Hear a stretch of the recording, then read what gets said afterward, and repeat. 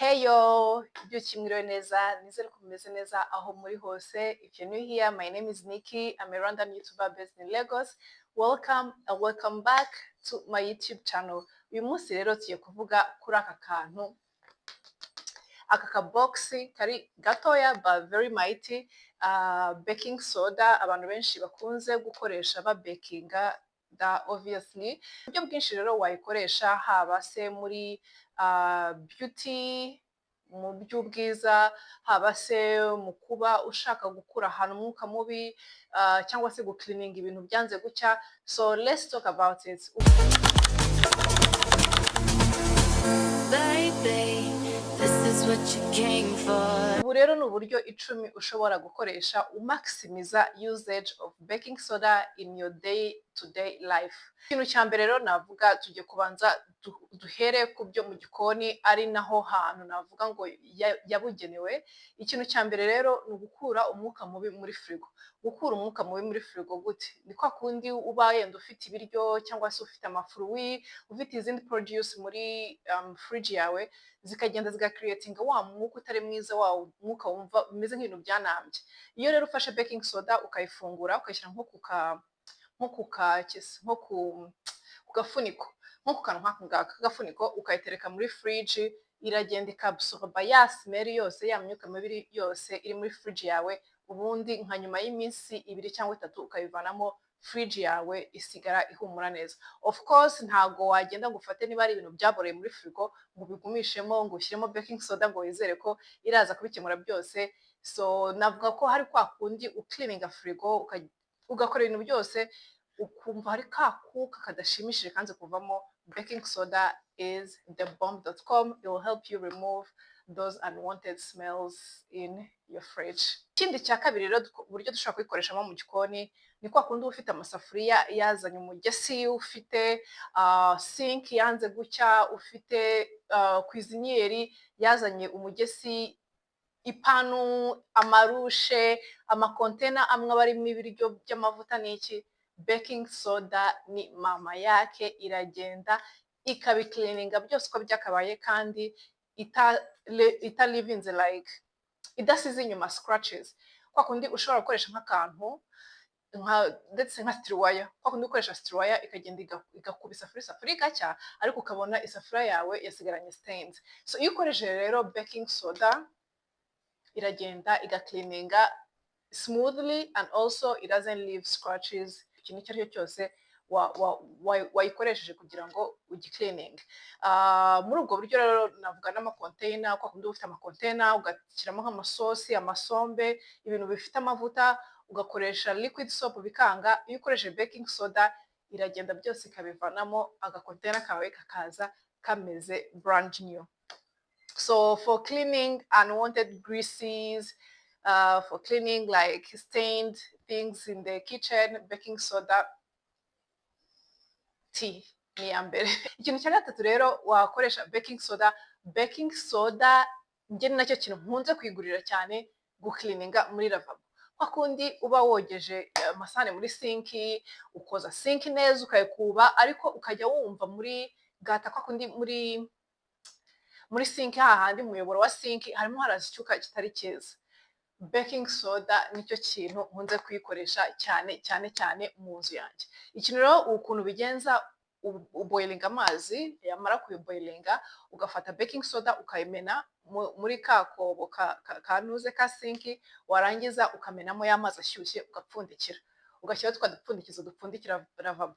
Ndakubwiye ngo ukabireka nka nyuma amasaha nk'abiri, amasaha 3, ufungura lavabo, ukongera ukayikoresha neza, ibintu by'imyuka mibi kwaheri nta nongera guhurira nabyo.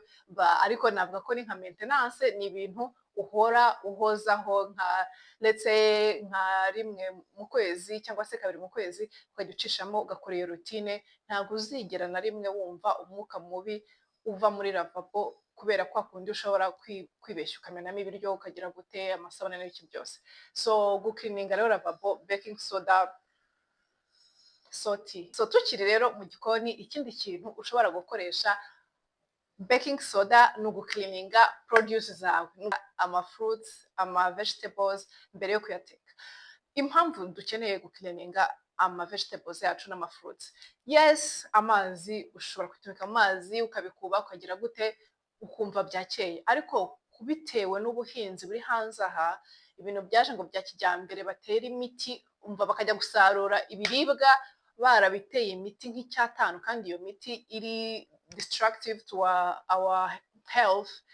Gukoresha baking soda ni ingenzi kubera ko iragenda igakuraho ya pesticide, ya miti yose baba barateye, let's say nk'amapome baba barateye, amapoivro, bya bintu dukunze guteka tudahase. Baking soda, you should start using baking soda for cleaning those stuff, because otherwise, yes, you are cleaning it with water, but water only is not enough kubera ko those things are covered into chemicals, and those chemicals are not good for health. You know, and those asanga abantu barwara za kanseri n'ibiki n'icyo, ugasanga urwaye kanseri utazi ahantu yavuye, akenshi ari bya bintu twingestinga tutabicleanse neza. Rero baking soda, also niba udafite baking soda, iyo ntafite baking soda akenshi nkoresha vinegre nkabitumbika mu mazi, I sprinkle the baking soda in the water, dilute it, nkabitumbika, cyangwa se nkashyiramo vinegre ngashyiramo amazi ubundi nkabitumbika. So baking soda rero navuga ko muri kitchen ibyo nibyo by'ingenzi for now. Ikintu rero tugiye gukurikiraho, tugiye kureba uburyo baking soda twayifashisha in our beauty routine.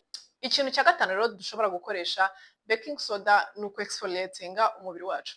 Exfoliating umubiri wacu ariko gake gashoboka, maximum once a week, kubera ko baking soda is a bit harsh, so you have to be careful y'ahantu uyikoresha n'inshuro uyikoreshamo.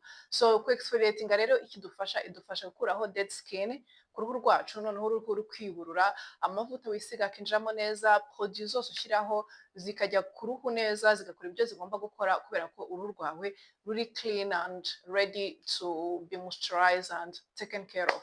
So rero na gukonseya nk'abantu bakunze kugira inkokora zikomeye, amavi akomeye, udutsinsino, ahaho ushobora gukoresha baking soda maybe maximum 3 times a week, kubera ko ari ahantu ku mubiri hakomeye, ariko ahandi hose ku mubiri ukayikoresha rimwe mu cyumweru.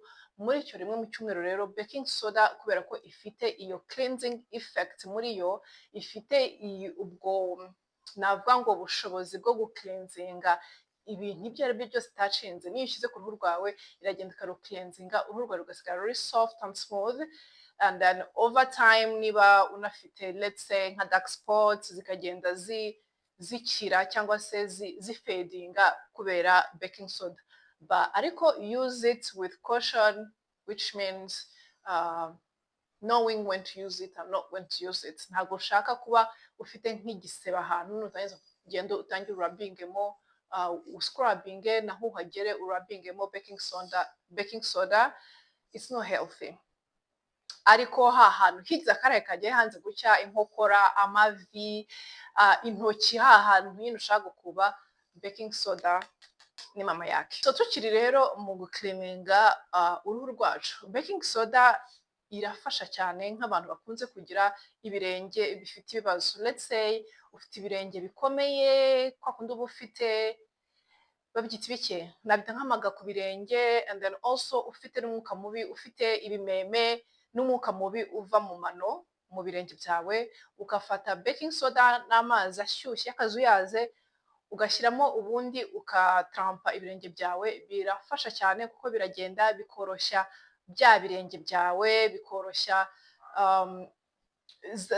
nabwo ngo za kushe zagiye zigahoma ku kirenge, ku buryo iyo urangije koga ukakuba, kwa kundi uba ukuba nyine ukuraho dead skin zo ku birenge, umva bivaho byoroshye, kandi bikanavana na wa mwuka mubi uri mu mano cyangwa se mu birenge. So baking soda mu gukura umwuka mubi ahantu ni top notch. Rero gutrampa ibirenge mu mazi y'akazuyaza arimo baking soda ni byiza. Tukiri muri beauty rero, navuga niba ufite brushes, ibikoresho yenda by'umusatsi, brushes, combs, ibintu byose ukoresha biho, navuga ngo amavuta, ni byiza gukoresha baking soda kubera ko urabitrampa mu mazi y'akazuyaze na baking soda ugatrampamo ibyo ari byose ushaka gucleaninga, iragenda igakuraho excess oil y'amavuta aba yarafasheho, igakuramo ya misatsi za dandruff n'ibiki byose biri mu bisokozo byawe. Also ushobora tukiri kuri aho ngaho mu gucleaninga ibyo dukoresha mu bwiza, ikintu nanone ushobora gukoresha, ushobora gufata nk'uburoso bwawe bw'amenyo kwa kundi uba umaze nk'ukwezi ubukoresha utarabihindura, ukabutrampa mu mazi arimo baking soda, iragenda ikica amabacteri yose ari mu buroso, ubundi ikagusigira uburoso busa neza ari nkaho ari brand new. Mostly navuga ngo iyi tipu yakabaye igera ku bantu bafite nk'amasalon de coiffure, ugasanga umuntu afite salo, igisokozo akoreshemo runaka nicyo nkoreshejemo, nacyo akoreshejemo runaka, njye mfite imvuvu zabaye karande, kandi ngira ngo imvuvu zirandura, warangiza jugujugu ukagenda ukabikubita mu mutwe w'umuntu ukamutera imvuvu, cyangwa se mfite ibihushi, ibyo ibihushi byo birandura n'indwara izwi, jugujugu ukagenda ukabikubita mu mutwe w'umuntu, ejo bundi ugasanga umuntu arwaye ibihushi ku myaka za mirongo ingahe, akagenda akogosha umusatsi we wamutwaye imyaka nk'ingahe kugira ngo awutereke. So koza rero ibikoresho dukoresha umunsi ku wundi biri navuga mu ntambwe ya mbere mu kugira isuku no kwita ku buzima bwacu. Ikindi kintu rero baking soda ikora, umva the god, ni ugukuraho stains ku menyo. Kwa kundi uba ufite amenyo asa yatangiye kubaho umuhondo, byibura nka kabiri mu cyumweru ukajya ukoresha baking soda ubrushinga amenyo yawe, iragenda remote ikubise hasi, iragenda igakuraho amastain, like ntabwo ihita ibikuraho aka kanya, utazagenda ngo ugure baking soda ejo mu gitondo utangire uyikoreshe, niba muri miroir umaze kwibrosa ubone ntabwo stains zavuyeho ngo uvuge ngo nikera kubeshya. Oya, baking soda ni ibintu it takes time kubera ko ni ibintu binatirere, nta produit chimique, navuga ngo agent chimique irimo ivuga ngo it has to work immediately. So it's not that strong, so ugomba kwikoresha byibura kabiri mu cyumweru, ariko nturenze kabiri mu cyumweru, kuko iyo urengeje kabiri mu cyumweru harimo ingaruka zo kuba wakica enemo yawe, and it's not healthy. So at least twice in a week, nyuma yo kwibrosa ugakoresha baking soda, it's going to brighten your teeth over time, and also it will give you a fresh smell every time you use it. I mean, gukoresha baking soda brushing amenyo, nyuma yo kuba igira amenyo yawe umweru, inaguha fresh breath, ariko don't get addicted to the fresh breath again, gutangire ugikoresha buri munsi, it's not healthy. Beauty benefits, I think that will be all we'll talk about today. Ikintu rero cya munani ikora, navuga ngo muri household, ni ugukura umwuka mu bintu ibyo ari byo byose. Ibintu ibyo ari byo byose, ndetse ufite inkweto zifite umwuka mubi, ufite rug, navuga ngo rug niki, ufite tapi ifite umwuka mubi, ufite igikapu cya gym gifite umwuka mubi, ufite akabati karimo umwuka mubi, ufite ahantu aho ari hose harimo umwuka mubi, ikintu ukora usprinkleringamo baking soda, ukayirazamo mu gitondo, cyangwa se ubishaka ukamazamo nk'iminsi nk'ibiri, nyuma y'iyo minsi nk'ibiri ugafata ya baking soda ukayimena, icyo kintu ukagicleaninga n'akantu kari dry, niba ari navuga ngo itapiyo, uragenda ukayifata ukayivacuuma nyuma yo kumenaho baking soda, nyuma yaho usigarana itapi iri fresh, iri clean, kandi ihumura neza, utarinze gukoresha amazi n'amasabune. Ikindi rero, ikintu cya 10 baking soda ikora, baking soda kuyimeshesha ni top notch. Top notch kubera iki? Icya mbere, ikura umwuka mubi mu myenda. Let's say ufite imyenda yajemo agahumbu n'agahuyu, ugakoresha ukayimesa n'isabune isanzwe, ugashyiramo omo, ariko ukumva ntibiri gushiramo, ukayitrampa muri baking soda nk'iminota nka 30, warangiza ukayikuramo, ukayirensinga mu mazi asanzwe yonyine, ubundi ukayanika. Baking soda is going to leave those laundry very very clean and smelling nice. Ikindi nanone tukiri muri laundry, baking soda ikora, ishobora kugufasha gukuraho stains, especially nko mu myenda y'umweru. Baking soda kuyimeshesha iragenda imyenda ikera ikaba umweru dede, ukibaza nkaho sinzi no muri dry cleaner ntabwo cleaninga gutyo. So baking soda rero kuyimeshesha ni byiza kubera ko apart from gukuramo like unwanted odors mu myenda yawe, yeah, inasiga imyenda yawe iri fresh and also it can remove stains sometimes. So yeah guys, ngaho nguko rero aya baking soda, aka kantu ka boxi ni gatoya but very mighty, and yeah, let me know in the comment section ni igiki nibagiwe wowe ujya ukoresha mo baking soda, and ni ikindi cyagutunguye mu byo navuze 10 ushobora gukoresha mo baking soda. Ngewe ikintu nkunda kuyikoresha cyane cyane nakivuze, gucleaninga amafruti, gucleaninga sinki, and then sometimes ndayikoresha exfoliatinga, nk'iyo nka scrub yanjye yashize rwose, fata igishifo nkashyiraho, nkabanza nkakuraho umwanda ku mubiri, neza kuraho umwanda ku mubiri, nkafata isabune iri moisturizing ngashyiraho baking soda ku ka eswime, ubundi nka scrubbing umubiri wanjye, and it always leave my skin very soft and smooth.